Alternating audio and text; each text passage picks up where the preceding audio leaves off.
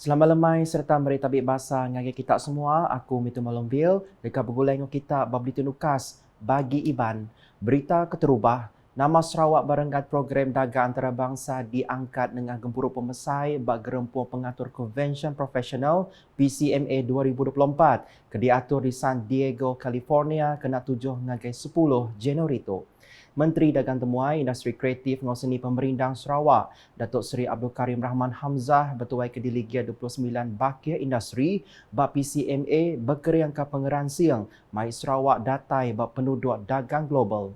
Nitia ke penerang media hari Sabtu tu tadi, Datuk Seri Abdul Karim ada 7 ngulu PCMA ianya serius dengan pengeran siang ngemansang ke ekonomi ngau ramah dengan pengawal dagang. Penerang media yang megak madah PCMA sebagai hari baki antarabangsa kebesar reti alai perintah negeri ngembuan julu hati dekat nyerungkai pengulih dagang baru bergulai dengan 7,000 ekor raban PCMA kelimpah dan kebang awak baru ngagai Sarawak. Kelimpah rinya penerang nyak madah pengawaknya dekat negap kaki kau PCMA ngau Sarawak ke udah ditanggam bak tahun 2020 dinyedia ke pemansang dagang ngagai Sarawak. PCMA Governing Leaders 2024 tu nyadi gempuruk pelajar nintian tahun ungkup profesional pengawal dagang ti berambai ke Jakut Think Bigger. Belak nyempulang Datuk Seri Abdul Karim mayanya Sapit Menteri Ya Datuk Sebastian Ting, Sekretari Wang Negeri Sarawak Datuk Seri Wan Lizosman Wan Omar serta pegawai negeri Kebukai. Berita Datuk di Bintulu, Ofis Menteri Pemansaraban Indo nyembian-bian ke pengelantang Komuniti Sarawak KPWK bersau pengopis pemansang Bintulu BDA numbuh ke pergaguna ungkup sidak ti berguna ke bantu. Menteri berupis menterinya Datuk Seri Fatimah Abdullah Madah tuk nyengkau mengagak palan ngenduh orang kampar TTG di Bintulu. Ko ia TTG-nya dia tu agi benua digagak lalu disadang tembuk tumuari ke Dilanggur. So tempat transit gelandangan dalam proses pembinaan dan kami melihat tadi dari segi taklimat, alhamdulillah I think it will be ready soon and ahead of time, dan dari segi kemudahan yang disediakan seperti yang telah kita rancang, so meantime nanti kita akan lihat kepada operatornya nanti untuk menjadi operator bagi TTG ini seperti apa yang telah kita buat di Sibu. Ia nerangkap perkaranya bahawa media udah nemuai gawak ngagai BDA hari Sabtu tu tadi. Nambah kejakut ia Datuk Seri Fatimah Madah, Ofis Menteri yang BDA megak dekat ngagak palan sukong ramah komuniti dikenal napi isu ramah di Bintulu. Nangkannya ko ia sidak megak dekat ngagak galeri kraft jari Bintulu ketaunya di Siti Pelasar atau kapalan berdagang produk rakyat menuanya. So, a gallery where they can exhibit the product. Misalnya puak kumbu yang kacang. You exhibit there, and then terendak ke apa. So the products yang akan dijual will be makanan, kering, kemudian craft. But there is a gallery and there is also a workshop where bila ada orang datang ke tempat dia, this is where nanti bersama dengan sidak turis group there will be a live demonstration. Macam ni mula linut misalnya. Macam ni cara makannya. Berita diteruskan ngajakut tangkan ngagai kontraktor ngambilkan rumah nembuk projek ngadu serta negap struktur tebiang berjalai bau kucing lama ndak jauh hari pasar Siniawan. Kabar Kongsi Negeri Adun Serembu Miro Simo Madah kebuah pihak laban jalainya endang jalai besar dikena mensia mayuh ngelawak kucing ngau bau tau ke menua bersemak kebukai. Ko ia perkara pengelikun mensia mayuh nengah jalannya mesti dikemerat ke dulu alai jalannya sampai tegap lebih lagi ke tegal gaya hari suah hujan ngelamat tu.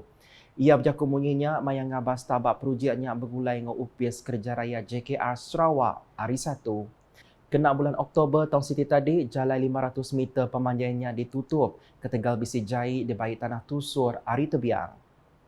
Di Miri 9 titik tiang bersemekih ngambil bagi Liga Kuaksa Miri 2023-2024 ke diatur kena 6 Januari nyentuk 3 Mac 2024. Liga Kuaksa Miri 2023-2024 diatur dikena ngericah hagi main bol sitak Miri kelimpah endangnya di sebagai hari program nintian tahun gerempuan main bol sitak Miri.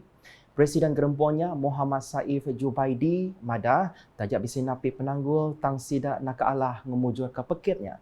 Pekit 100 digulu Armin Tim, Tajim Senuai, Upai Semaring, Sen Tanda, KBJM LNS United, Kletek FC, Dasan Rovers ngau Educator Miri FC.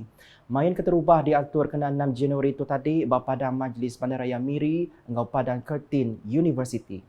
Champion pekiat dekat mai pulai perais mata duit RM5,000, lalu disempulan tropi, middle ngau voucher RM1,000, lalu ditangkan penduduk nomor 2 mai perais RM3,000, tropi middle ngau voucher RM500. Penduduk nomor 3 dekat mai perais mata duit RM1,500, tropi middle ngau voucher RM250. Berita diteruskan di Sibu, alai 53 ikut penyerta sudah ngambil bagi berprogram kediatur nengah pengawal berjadikan skuad bomba Kompleks Kebajikan Jomani Tuanku Haji Bujang Sibu berserimbai program komuniti Kami Prihatin. Programnya diatur palan pelajar profesional dan lanjutan PACE Universiti Utara Malaysia UUM Kampus Sibu bergulai dengan Balai Bomba Sungai Merah Kompleks Kebajikan Jomani Tuanku Haji Bujang Sibu ngaraban pengetan pengelikun periman Malaysia empai lama. Sekedar di program diatur nyengkau melica pengelikun penusah angus, mandang ke cara ngena perengkap pengerara api, engau cara madang penusah dapur engau tung gas angus. Program ayahnya dipenyadi ke Kaban Komiti Prihatin Sarawak, Dato' Muhammad Yusnar Matali. Berita nangkanya, Raban Nemiak nimbal manah pengeransian Perintah Sarawak mengambil penyangkai kapal Bintulu tu dekat nyungkap penatai negeri itu nyerumbat 7 pelih pemansang udah COVID-19 PCDS 2030. Engaunya kita berkongsikan report dari pemberita UKAS Firdaus Matrang. Kesepakatan telah dicapai bagi memuktamadkan penyerahan Pelabuhan Bintulu kepada Kerajaan Sarawak pada Jun 2024 disokong penuh golongan belia di Sarawak. Pelabuhan Bintulu terletak di Tanjung Kidurong, Sarawak dengan keluasan 82 hektar yang dibina seiring dengan pembinaan loji pemprosesan gas asli cecair di Bintulu. Gas asli cecair akan dieksport ke Jepun dan lain-lain negara melalui Pelabuhan Bintulu. Sehubungan itu, hasrat Kerajaan Sarawak turut disokong sepenuhnya oleh golongan belia dan kami sempat menemu bual beberapa belia di sekitar Kuching bagi mendapatkan pandangan mereka terhadap hasrat Kerajaan Sarawak untuk menjadikan Pelabuhan Bintulu di bawah seliaan Kerajaan Sarawak sepenuhnya. Pada pandangan kami sebagai seorang belia, bila dah pelabuhan tu dah diambil alih oleh kita sebagai rakyat Sarawaknya, pasti akan memudahkan lagi lah urusan kita, terutamanya rakyat Sarawak, terutamanya daripada urusan import ekspor, jual beli. Lepas yang mungkin bila pelabuhan yang masuk, ia akan buka lagi peluang pekerjaan. Bila dah ada peluang pekerjaan, mengurangkan pengangguran, so banyak faedah lah untuk rakyat Sarawak. Ya ajalah pendapat kami. Bagi kami, pengambil alihan Bintulu Port satu keputusan yang tepat dan bersesuaian.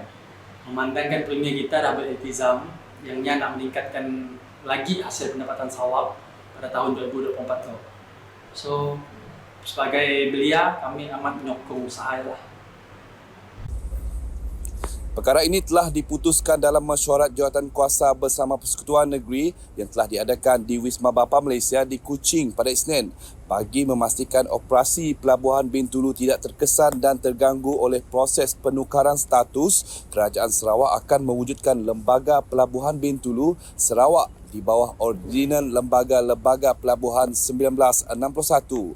Memorandum persefahaman MOU akan ditandatangani pada Februari 2024 bagi merealisasikan penyerahan Pelabuhan Bintulu kepada Kerajaan Sarawak. Baik, mungkin ini sahaja yang dapat saya kongsikan reaksi belia terhadap pengambil alihan Pelabuhan Bintulu memberikan manfaat khasnya kepada warga Sarawak dan hasrat Kerajaan Sarawak untuk menjadikan Sarawak negeri berpendapatan tinggi menjelang 2030. Saya Firdaus Matrang, kembali ke studio. Terima kasih Firdaus. Nak kata dulu berita nukasiban lemai tu bergulai dengan aku Matthew Malombil. Berita kesili lagi tu dipedak nengah semua laman media UKAS nyengkau berportal ukas.sarawak.gov.my dengan UKAS channel di YouTube.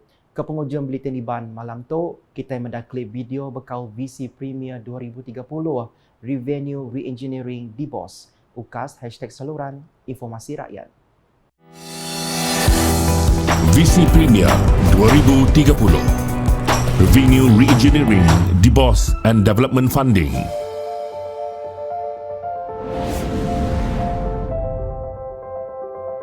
Kerajaan Sarawak mematuhi plan yang bertanggungjawab dari segi kewangan untuk memastikan negeri ini lebih selamat, terjamin, berdaya tahan dan makmur. Di bawah plan ini, sebahagian besar peruntukan telah ditetapkan untuk pembangunan infrastruktur seperti jalan raya dan jambatan, pelabuhan dan infrastruktur sungai, khususnya di luar bandar, untuk program transformasi luar bandar, projek rakyat dan untuk program grid bekalan air Sarawak untuk kawasan yang mempunyai tekanan rendah di luar bandar. Penubuhan Bank Pembangunan Sarawak DBOS pada 3 November 2017 untuk menyediakan dana alternatif kepada pembangunan menggunakan model keuangan yang baru. DBOS ditubuhkan sebagai model pembiayaan alternatif baharu bagi Kerajaan Sarawak untuk membiayai projek-projek pembangunan. Ini termasuk segmen-segmen seperti ekonomi digital, pengangkutan awam bandar, tenaga boleh diperbaharui, minyak dan gas asli, pertanian moden dan infrastruktur. We have to complain all the time and do nothing for ourselves. With this reminder and with full hope for the future, I have the pleasure to launch Sarawak First and very own development bank, the Development Bank of Sarawak, DBOS. Thank you very much.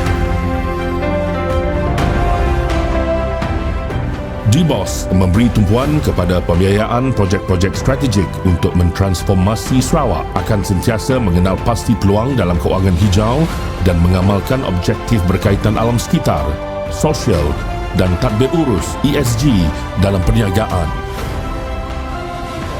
Jumlah aset milik Bank Pembangunan Sarawak mencecah 9.47 bilion ringgit dengan pendapatan terdahulu kira-kira 130.5 juta ringgit setakat Oktober 2022.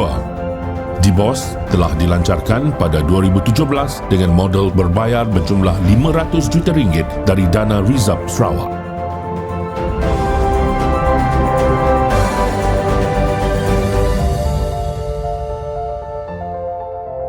Visi Premier Sarawak Maju 2030.